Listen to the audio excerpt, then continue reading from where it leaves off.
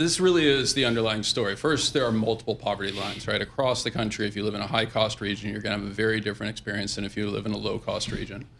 But the overall point was when you start thinking about what we define as the poverty line currently at about $31,200 for a family of four, two earners, two children, that doesn't come anywhere close to meeting the needs of a family that is living in a place like Caldwell, New Jersey, where the calculation works out to about $136,500 needs to be made before you can even start saving a dime.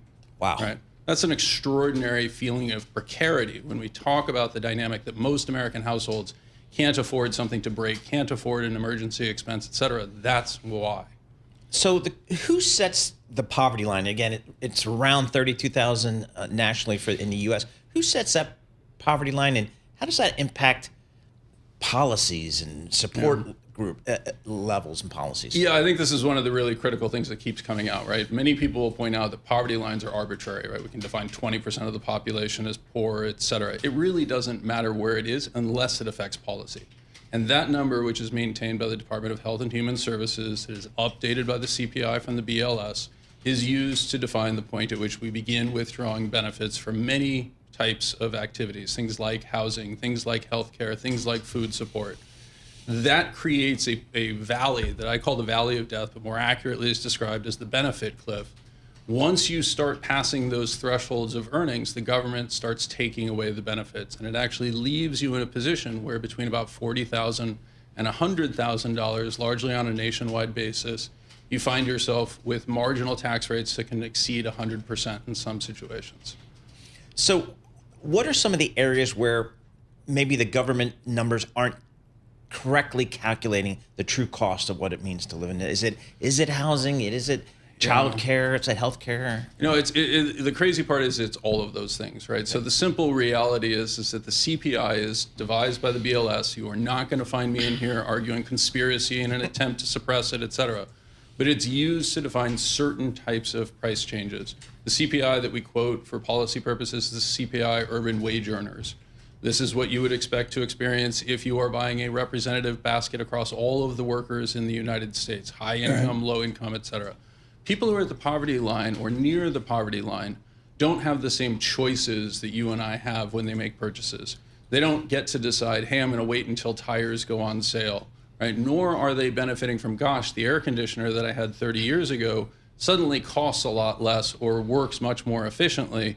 In most situations, they aren't even evaluating, do I buy an air conditioner? And so a really simple example of this is in housing, we incorporate features like air conditioning through a quality metric, a hedonic adjustment, right, that basically says, look, I understand that the apartment went from $1,000 to $1,100, but because they installed air conditioning for you, right, it's really only $1,000. You actually had or granite slabs in the kitchen as well. Part one, My Life is a Lie, How a Broken Benchmark Quietly Broke America, a Substack which lit on fire across Thinking America. Michael Green, where this was Simplify Asset. We'll get to his view on the View 4 to 26, but this is too important a discussion.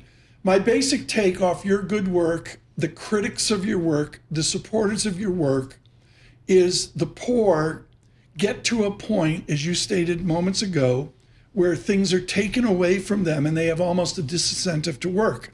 We talked to Hugh Van Steenis. This sounds like United Kingdom 101. What does a Mayor Mamdani do? What does the next president, Republican or Democrat, do to incentivize people besides taking government programs away?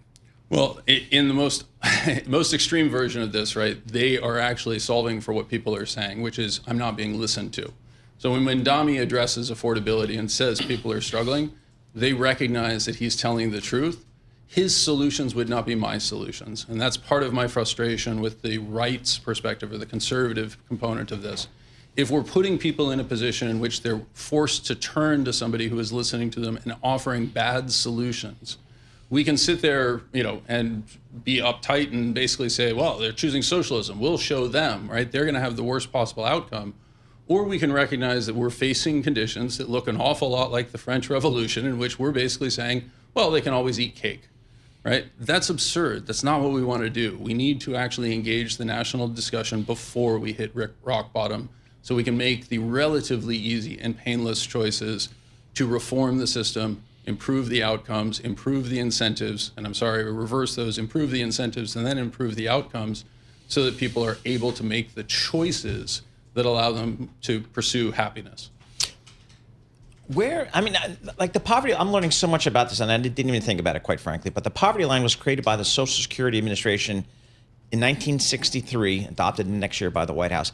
And the person who created it set the threshold at 3 times the minimum adequate food budget. Yeah. All right, that makes sense. It seems simple, but it kind of makes sense. But the world's changed since then, and so that is not a good predictor anymore? Yeah, it's radically changed. So, I mean, the reason that the 3 times was chosen was not because of the 32% or the 33%, but because that was a way of scaling up and capturing the entire budget. Okay. Right? Yeah. So they were basically saying, look, if you're spending a third on food, you're likely spending a third on housing, and you're likely spending a third on the other necessities of life, telephone, transportation, et cetera. Unfortunately, what has happened is we froze that, and as I described before, CPI doesn't meaningfully capture the underlying cash increase that's actually happening. And so really what that line has moved to the point of which it is just basically describing starvation, right? It's not, it doesn't actually mean anything anymore. Michael Green with this here. We do have breaking news, and the markets have moved on it. This is a small startup company named Microsoft. Microsoft lowers AI software sales quotas.